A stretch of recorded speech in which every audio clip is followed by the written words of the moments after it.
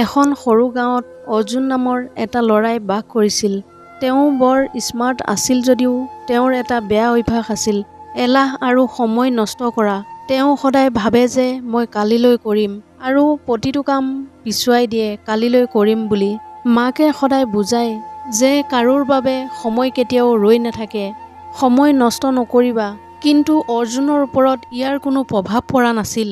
এদিন এজন সন্যাসী তেওঁলোকৰ গাঁৱলৈ আহিল, যাৰ জ্ঞান আৰু শিক্ষাৰ কাৰণে দূৰ দূৰণিৰ পৰা মানুহ আহিছিল। অৰ্জুনে ভাবিলে ময়ো তেওঁক লগ কৰি কিবা এটা শিকিব পাৰোঁ, হয়তো তেওঁ মোক সফলতাৰ ৰহস্য ক'ব। অৰ্জুনে ঋষিৰ ওচৰলৈ গৈ ক'লে, গুৰুদেৱ, মই জীৱনটোত ব্যৰ্থ হৈছোঁ। মোৰ বন্ধুসকলে মোক অতিক্ৰম কৰিছে। অনুগ্ৰহ কৰি কওক মই কেনেকৈ তেওঁলোকক এৰি যাব পাৰোঁ। ঋষিয়ে হাঁহি হাঁহি ক'লে, অৰ্জুন, তোমাৰ বিফলতাৰ কাৰণ হৈছে সময় নষ্ট কৰা। আহা, মই তোমাক এটা কাহিনী কওঁ। এটা সিংহই বুঢ়া হৈ চিকাৰ কৰিব নোৱাৰি হাবি এখনত বাস কৰিছিল। কিন্তু সি চতুৰ আছিল। সি এটা কৌশল ভাবিলে। সি এটা গুহালৈ গৈ ঘোষণা কৰিলে, মই এতিয়া বুঢ়া হৈছোঁ, যিয়ে মোক সহায় কৰিব মোৰ ধনৰ অংশ তাক দিম। গুহাটোৰ ওচৰত বহুতো জীৱ-জন্তু গোট খাইছিল। তাৰে এটা শিয়ালে সুধিলে, মহাৰাজ, ধন ক'ত আছে? এটা গুহাৰ ভিতৰৰ পৰা সিংহই উত্তৰ দিলে, কিন্তু মই দুৰ্বল, তোমালোক এটা এটাকৈ ভিতৰলৈ গৈ ধনখিনি লোৱা। সিংহৰ কথাত জীৱ-জন্তুবোৰ পতিয়ন গ'ল। এটা এটাকৈ জীৱ-জন্তুবোৰ ভিতৰলৈ সোমাই গ'ল আৰু কেতিয়াও ঘূৰি নাহিল। শিয়ালে এই কথা দেখি ভাবিলে, ভিতৰলৈ যোৱাসকল কিয় ঘূৰি অহা নাই? সি গুহাটোৰ বাহিৰত ভালদৰে চালে।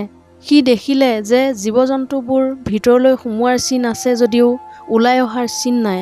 শিয়ালে বুজি পালে যে সিংহই সেইবোৰ খাই আছে। সি তাৰ পৰা মনে মনে পলাই যোৱাৰ সিদ্ধান্ত ল'লে। ঋষিয়ে অৰ্জুনক ক'লে, সিংহৰ ফান্দত পৰি যোৱা জীৱ-জন্তুবোৰ সজাগ নাছিল। শিয়ালটো সজাগ আছিল, গতিকে সি পলাই গ'ল। সময়ো সিংহৰ দৰে হয়, যদি তুমি ইয়াক সঠিকভাৱে ব্যৱহাৰ কৰিব নোৱাৰা। কিন্তু যদি তুমি সজাগ হৈ থকা আৰু তোমাৰ সময় সঠিক ঠাইত ব্যৱহাৰ কৰা, ই তোমাক ৰক্ষা কৰিব আৰু সফলতা আনিব। এই কথা শুনি অৰ্জুনে নিজৰ জীৱনত পৰিৱৰ্তন আনিবলৈ সংকল্প ল'লে। তেওঁ নিজৰ অভ্যাসবোৰ উন্নত কৰিব ধৰিলে।